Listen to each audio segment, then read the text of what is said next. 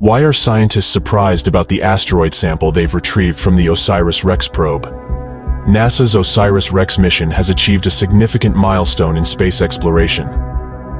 For all of NASA's many missions over the years, OSIRIS-REx lives in an extremely rare category.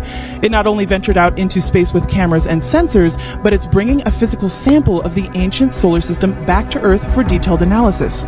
Mission planners selected a small asteroid called Bennu as their destination. After a journey spanning billions of kilometers in 7 years, the mission has successfully returned with a sample from the asteroid Bennu. This sample, encased in a small black capsule, blazed through our atmosphere before making its landing in the Utah desert. The primary objective of this mission was to collect and return a sample from Bennu, a near-Earth carbon-rich asteroid.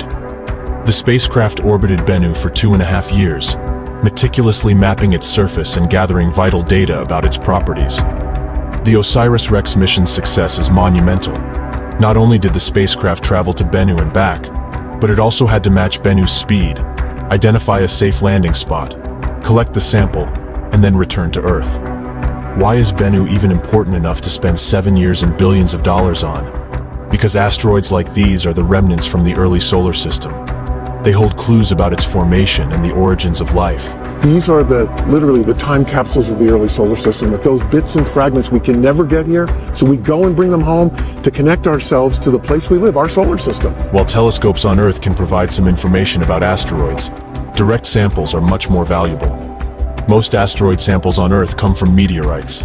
However, these meteorites have undergone changes while passing through our atmosphere, making them less pristine than samples collected in space. Upon its return, the capsule was transported to NASA's Johnson Space Center in Houston. In a specially designed super-clean curation facility, scientists got their first look at the dust grains from Bennu. The capsule had a pleasant surprise for the scientist, as the amount of sample gathered from the asteroid exceeded the expectation. This mission was a once-in-a-decade opportunity to obtain such a sample, and the results were more than sufficient.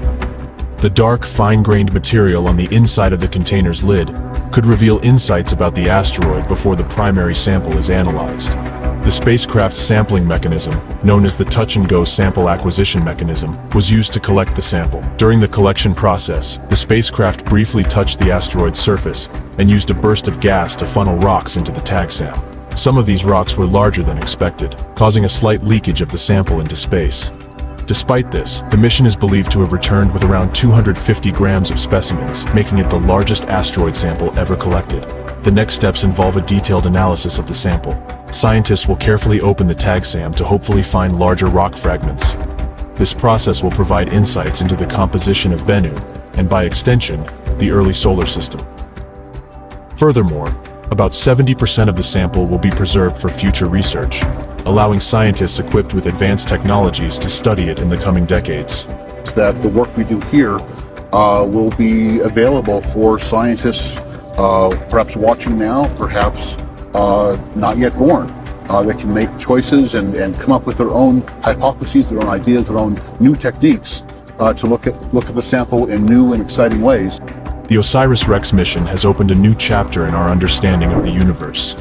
The samples from Bennu will not only enhance our knowledge of asteroids, but also provide insights into the origins of life and the early solar system.